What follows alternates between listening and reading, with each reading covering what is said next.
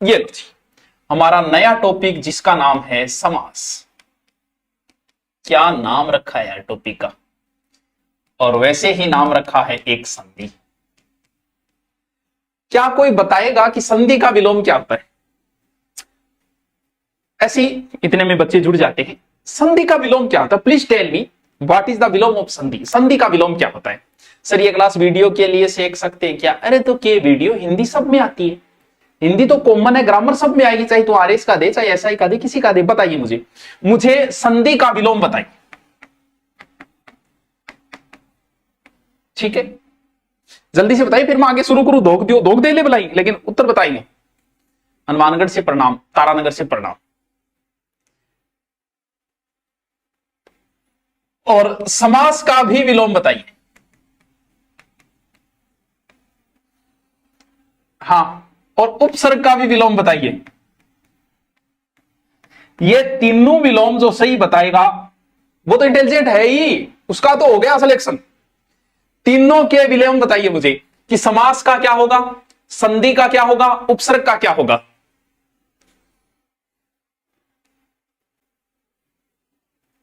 हाँ,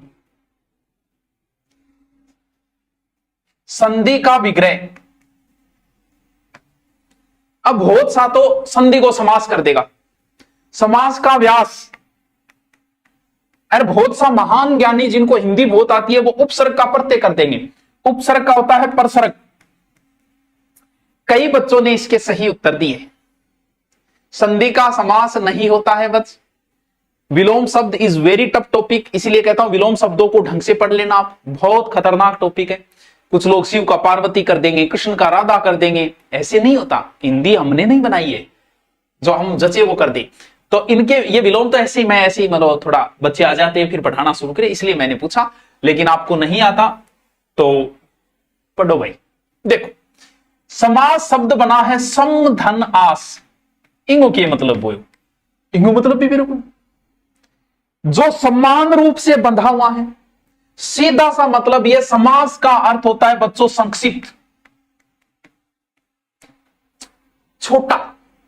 समास का मतलब छोटा। क्या छोटा? क्या छोटा? रेल पर चलने वाली गाड़ी। अब आप अधिकारी लग गए और आपने फोन किया, रेल पर चलने वाली गाड़ी आ रही है। यार ये कोई लेवल, आदमी जैसे जैसे बड़ा होता जाता है उसके शब्द छोटे होते जाते हैं। बस दो शब्दों में सब कुछ हो जाता है। और जब और बुद्धत्व को प्राप्त हो जाओगे तो बोलना ही बंद कर दोगे। अब तुम इतनी लंबी लाइन बोलो ही क्या ना गुरुजी, इतनी लंबी लाइन के बोले ही जाए करें। तो आपने क्या किया, ये शब्द ये शब्द ये शब्द ये शब्द है, इन शब्दों को मार दिया गैप, और गैप मार के इन दोनों शब्दों को ले आए नजदीक। लो, बन गया समास।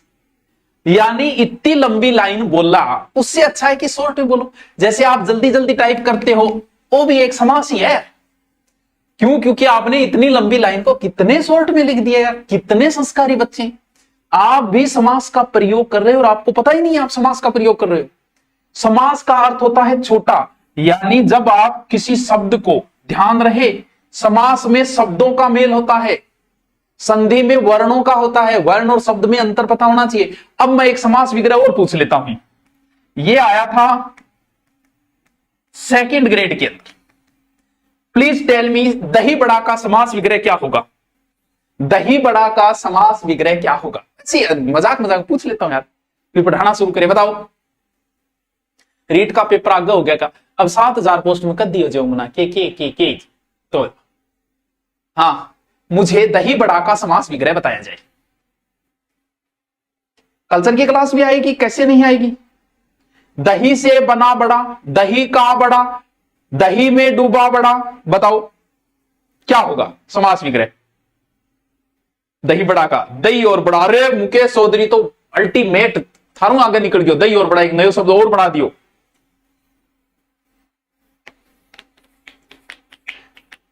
दही बड़ा ये सेकंड ग्रेड में आया था, से कंफ्यूज हो गया। लगभग तो करके आया था, दही से बना बड़ा। अब थे बताओ यारो, दही ऊपर सो बड़ो बने, पहले आता हूं बड़ो दाड़ू बने, दही से तो कोई बड़ा बनता ही नहीं। और लगभग वही ठोक के आ गया। दही बड़ा होता है दही में डूबा बड़ा। दही में डूबे हुए वो, ना कि दही और बड़ा, दही से बना बड़ा, दही का बड़ा, ऐसे नहीं होता। अपने नहीं बनाए, उनको समझो इन चीजों को। तो ये गायब हो गई और ये शब्द दो गायब हो गए। यानी मैं आपको ये समझा रहा हूं कि समास के अंदर शब्दों का मेल होता है, वर्णों का नहीं है, शब्दों का मेल होता है। संधि में वर्णों का मेल होता है। यानी समास का अर्थ क्या हुआ? समास का अर्थ होता है बच्चों छोटा रूप, यानी सम धन आस छोटा रूप। जब किसी शब्द को बड़ा नहीं बोल सकते हम, बड़ा बोले तो अच्छा नहीं लगता, इसीलिए उन शब्दों को हमने शॉर्ट में काम में लिए, बीच के शब्द हमने गायब कर दिए, वही समास। वैसे समास के 4 भेद हैं। कितने भेद हैं? 4 भेद, सबको आता है। और वैसे 6 भेद है। तो गुरुजी ऐसी वैसी क्या बात? तो सवाल बता दे कौन सा है? मूल तो 4 ही है, संस्कृत में भी 4 ही होती है। 2 उपभेद है, यानी तत्पुरुष के 2 उपभेद है। हिंदी ने क्या किया, बोले यार बच्चों के समझने में आसानी हो जाए, क्या यार उपभेद लिख रहे हो, अलग से लिख दो।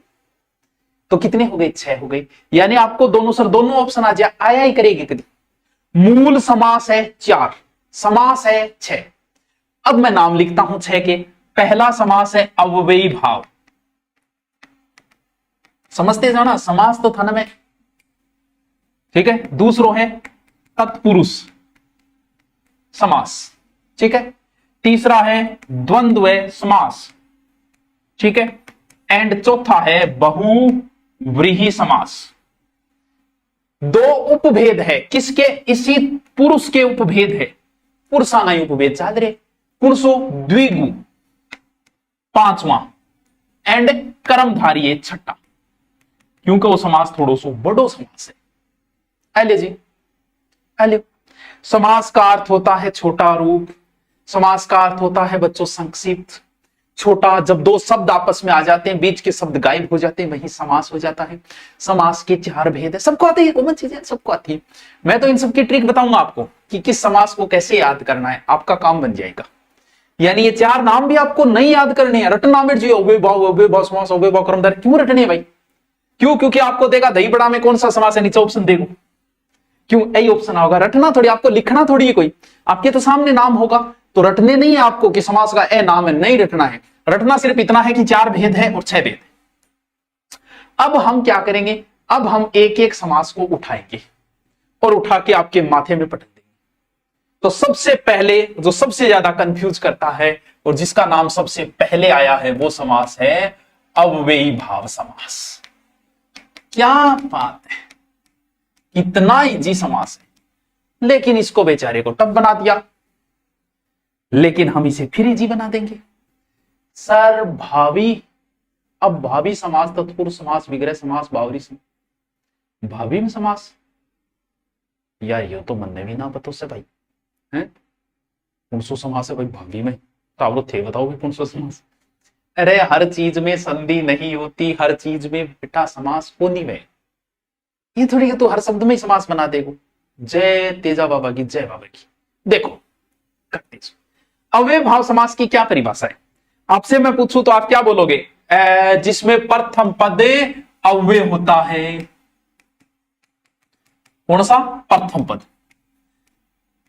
यहां करके समास का शब्द लिखा दिया, ओले अव्यय भाव समास।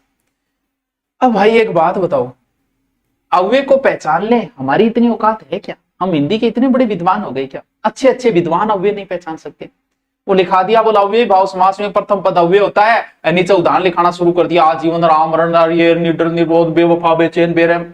ऐसे थोड़ी होता है, ऐसे थोड़ी होगा।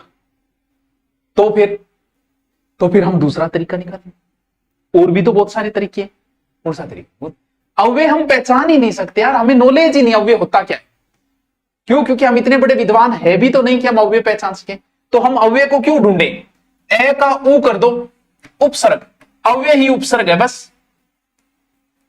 इस समास में प्रथम पद उपसर्ग होता है। अब वो उपसर्ग कौन सा ही हो सकता है? आ हो सकता है, भर हो सकता है, बा हो सकता है, बे हो सकता है, यथा हो सकता है। ये उपसर्ग है सारे। निर हो सकता है, निर भी तो उपसर्ग है। ये लो, निर हो सकता है, निस हो सकता है, यानी हम अव्यय को नहीं पहचान सकते, लेकिन उपसर्ग तो पहचान सकते हैं। उपसर्ग को तो जानते हैं, उपसर्ग से तो हमारी मुलाकात हुई है। प्रति हो सकता है, चाहे तो लिख ले बोलाई, या होगा, यानी सह भी हो सकता है, जैसे सह परिवार। बस हो गई परिभाषा। दो नियम है इसके। एक नियम तो यह है कि प्रथम पद अव्यय होता है। अव्यय की हमें पहचान नहीं है, हमें अव्यय का कोई नॉलेज नहीं है। कोई बात नहीं भाई, अव्यय का नॉलेज नहीं है तो किसी को नहीं नॉलेज है अव्यय का, अव्यय को पहचान नहीं कर सकते, तो ए की जगह तो ऊ कर दे। उपसर्ग तो पहचानता है। उपसर्ग पहले कराए थे ना, आ अव उप अप अपि अभि अति अधि अनु सम सु नि वि निर निस दूर दुष्पर प्रापर्ति प्रतिभा, उपसर्ग ही तो है। वही उपसर्ग मिलेंगे। आ उपसर्ग मिल सकता है भर बा बे यथा निर निस प्रति से, जहां भी उपसर्ग मिले बस हो गया अव्यय भाव समास। देखते हैं उदाहरण, जैसे आजीवन, इसका विग्रह कभी नहीं पूछा जाएगा, विग्रह कभी भी नहीं पूछा जाएगा। बस हमेशा क्या पूछा जाएगा? समास पूछा जाएगा। क्यों? विग्रह को इसका होता है, विग्रह कुछ चीजों के टप होते हैं वो पूछे जाते हैं। जैसे वो पूछेगा सिर दर्द, सिर का दर्द, सिर में दर्द। कन्यादान, कन्या का दान, कन्या के लिए दान, कन्या को दान। वहां कंफ्यूजन हो जाता है यार, दही बड़ा, दही का बड़ा, दही में बड़ा। रेलगाड़ी जब पहली बार पूछा गया किसी को नहीं आया था। रेल पर चलने वाली गाड़ी, रेल की गाड़ी, रेल से बनी गाड़ी, यहां गड़बड़ हो गई। इसका नहीं पूछा जाता। आजीवन क्या है? जीवन पर्यंत, जीवन तक। क्या विग्रह इसमें? विग्रह कहां टप हुआ? इसीलिए इसमें हमेशा समास पूछा जाता है, विग्रह नहीं पूछा जाता। आमरण क्या पूछेगा? मरण तक क्या है? आजन्म, जन्म तक। विग्रह पूछेगा नहीं। आप तो बस आ देखा, आ देखते ही ऊ मतलब उपसर्ग, उपसर्ग मतलब अव्यय भाव। बस निडर क्या है? बिना डर। बेदाग, बिना दाग।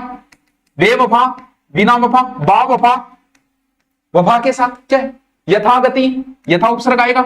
यथागति, गति के साथ। यथाशक्ति, शक्ति के साथ। क्या है? सीधा सीधा।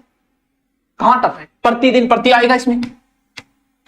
प्रतिदिन क्या विग्रह पूछेगा? हर दिन, रोज, दिन दिन। प्रतिमा, प्रतिवर्ष क्या पूछेगा इसमें? प्रतिघात, प्रतिलिपि। विग्रह नहीं पूछता है इसके अंदर। इसके अंदर हमेशा क्या पूछा जाएगा? आपको समास ही पूछा जाएगा कि इस शब्द में कौन सा समास है। जैसे भरपेट, पेट भर के, आजीवन, जीवन पर, यथाशक्ति। यानी पहला शब्द हमेशा क्या होगा बच्चों? उपसर्ग होगा। एक नियम कंप्लीट। अभी कुछ उदाहरण और कराऊंगा मैं भी, उसके बाद हम अपने एक नियम और है, यानी साथ साथ में लिखते जाओ तो और अच्छी बात है। यानी कौन सा समास बताया मैंने? अव्यय भाव। आज तक आपने अव्यय भाव की क्या परिभाषा लिखी? प्रथम पद अव्यय होता है, लेकिन हम क्या लिखेंगे? प्रथम पद उपसर्ग होता है। या फिर ब्रैकेट में लिख दो कि कौन कौन सी उपसर्ग आपको बता दिया। यथा, प्रति, भर, से और आ, दे आदि उपसर्ग। वहां हो गया अव्यय भाव। नियम नंबर 2, दो नियम है इसकी। अगर शब्द की पुनरावृत्ति है, शब्द की क्या है? पुनरावृत्ति। पुनरावृत्ति मतलब शब्द दो बार आ गया। जैसे दिनों दिन, दिनों दिन, दिन और दिन दो बार आ गया ना शब्द। बीचों बीच, बीचों बीच शब्द क्या है? दो बार। रातों रात, भागम भाग, शब्द की क्या हो रही है? पुनरावृत्ति। यानी शब्द बार बार जहां आए, मुझे पल पल तेरी याद सताई, पल पल। अभी विग्रह पूछूंगा इसका, अभी तो मैं सिर्फ शब्द लिख रहा हूं कि जहां शब्द की पुनरावृत्ति हो। गांव गांव, ढाणी ढाणी में योजना चलाएंगे। गांव गांव यानी जहां शब्द की क्या हो? पुनरावृत्ति हो। यानी शब्द क्या आए? बार बार कोई शब्द आए, जहां शब्द की पुनरावृत्ति हो, वहां हमेशा कौन सा समास होता है? अव्यय भाव। समझ में आई की बात? या कोने एकाएक कह हाथों ही हाथ, तय गोगो जी हाथों हाथ ही परचो दी, चला चली। अभी इनका विग्रह पूछूंगा आपसे। चला चली, क्या मारा मारी होगी? अभी विग्रह पूछूंगा। यानी शब्द की पुनरावृत्ति। लूटम लूट, लूटम लूट, शब्द दो बार आ रहे। का हाथों हाथ, लूटम लूट, रातों रात, घड़ी घड़ी, घड़ी घड़ी, बीचों बीच। अब मैं विग्रह पूछूं। देखो, अव्यय भाव की दो परिभाषाएं बताई और बड़ी आसान सी परिभाषाएं। पहला उपसर्ग। क्या बात है, हो गया कंप्लीट। आ, यथा, भर, प्रति, से, बा, बे आ गया। शब्द की पुनरावृत्ति हो, वहां हमेशा अव्यय भाव होगा।